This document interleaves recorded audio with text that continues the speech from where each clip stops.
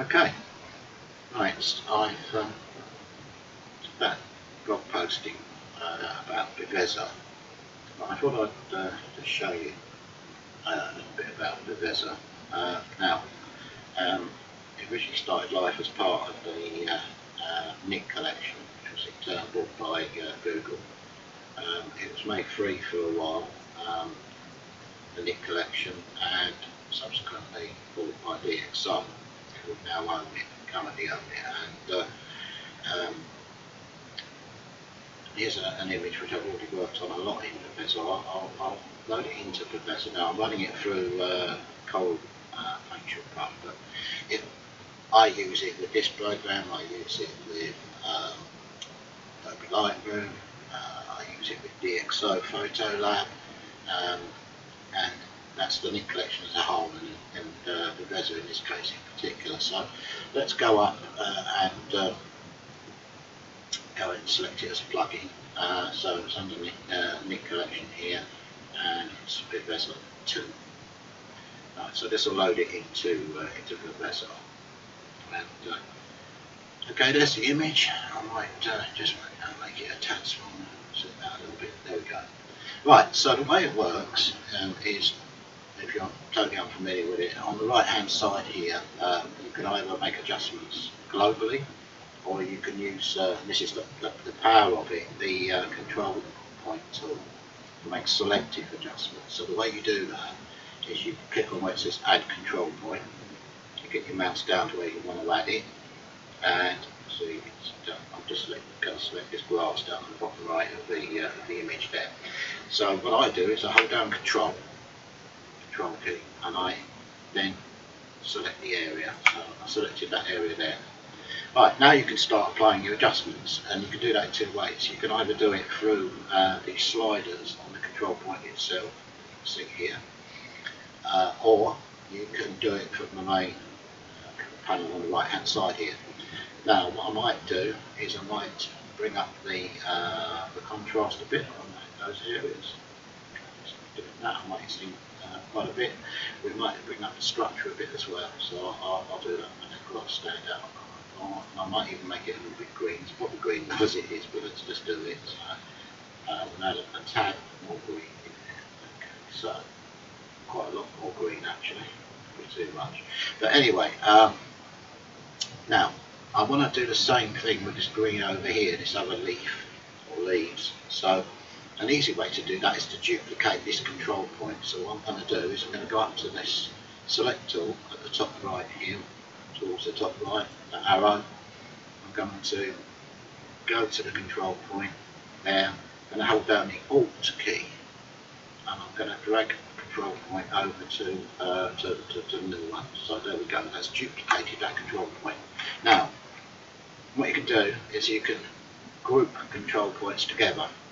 So I'm going to do just that. I'm going to take these two control points, where it says control point list, control point 1, control point 2, so I've only added the 2. I'm going to hold the control key, select it like that, unselect it, and I'm going to go to the group function up here.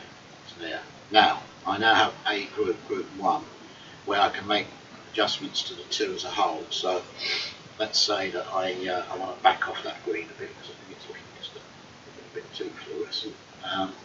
And I might just take down the structure a little bit, and I might bring the saturation up down. Yeah, I like that. A bit too bright. Anyway, so more control points and other things you can do. So let's go to the flowers this time. These sort of purpley flowers, and I'm going to hold down the control key again, and I'm going to go and put one over these flowers. I think that's pretty much the flowers, and I'm going to go and I'm going to hold the Alt key down like I did before, and I'm going to put it over to these flowers, which are the same flowers. I don't think they're actually flowers, I think they're actually weeds, but with my little encyclopedic knowledge of gardening, I'm happy to stand corrected. Okay, so control point 3 and 4 we've just added, so group them together again and group them into group 2. Now here, I think I'm going to make them more blue. There we go, they really stand out now, don't they? And I might just up the structure a little bit. automatically. Now, one more control point here, there in fact, again the control key, and we just up the brightness on that bit of rock. It's actually a bit of the castle. It's taken from the castle, more or less the top of the castle, looking out there. So anyway, it's a bit of background information. We'll make it a little bit brighter. Actually, well, I won't do the brightness. Let's reset that.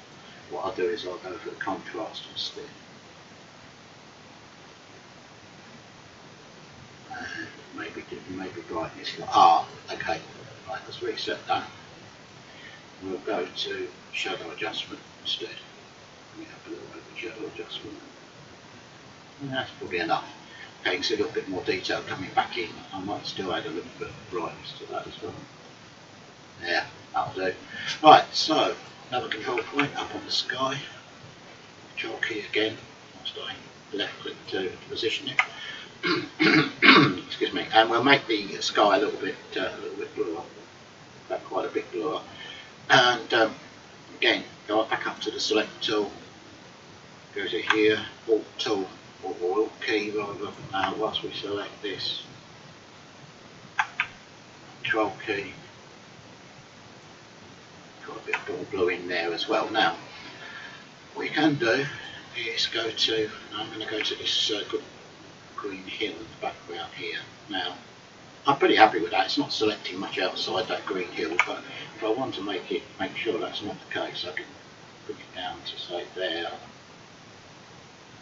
that there. That's pretty much it.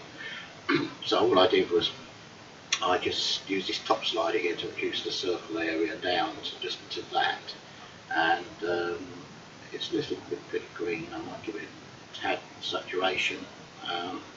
That's probably about it for that. So again, you can keep on going like this. Now I've already done a lot in here already, so I'm just going to select this bit of roof over here. And I think I want to make that contrast. I want to make that roof stand out a bit more, quite a bit more. There we go.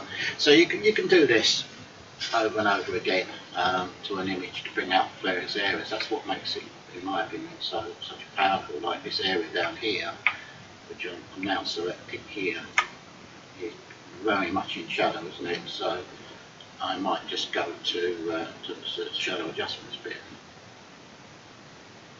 Bring that up. Reach it a little bit like that, for instance.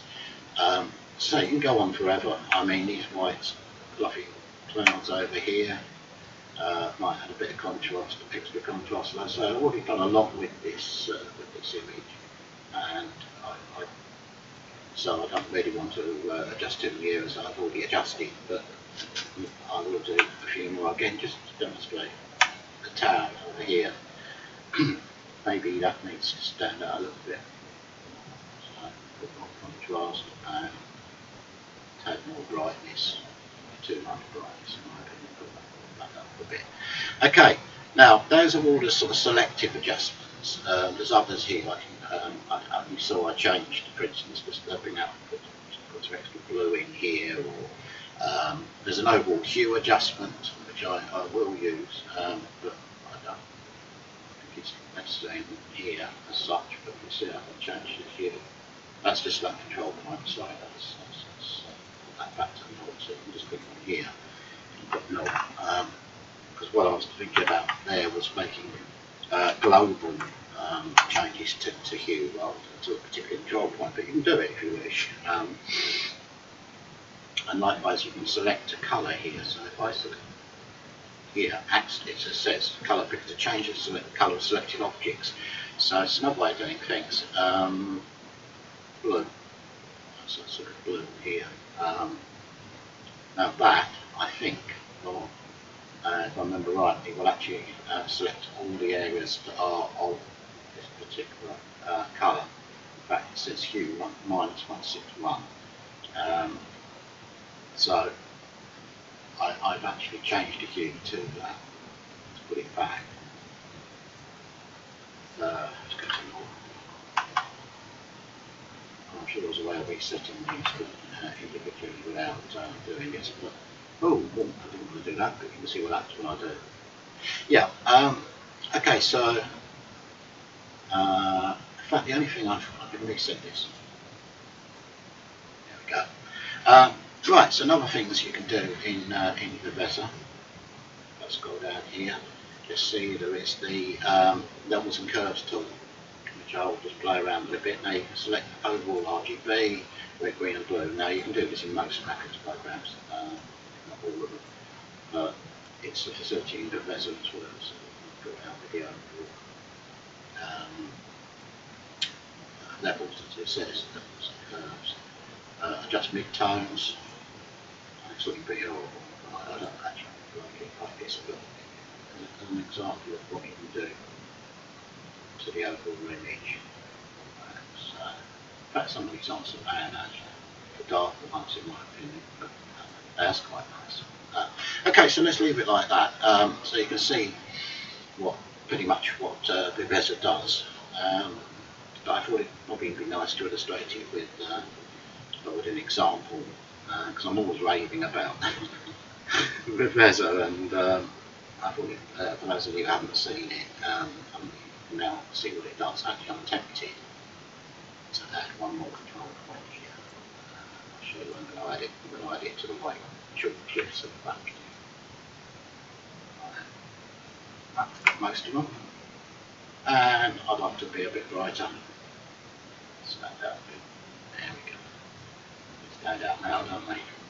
Right, so that's it. That's a little video for you, and you can go on with this to your heart's delight. Anyway, it's a first for me, because I'm recording this webcam at the same time, as you can see, and it's a bit frightening, and it's probably even more frightening, I should say, for you. But anyway, that's it. So there's Viveza for you. I hope you enjoyed that. I hope you found it useful. Thanks for now. Stay safe. Bye.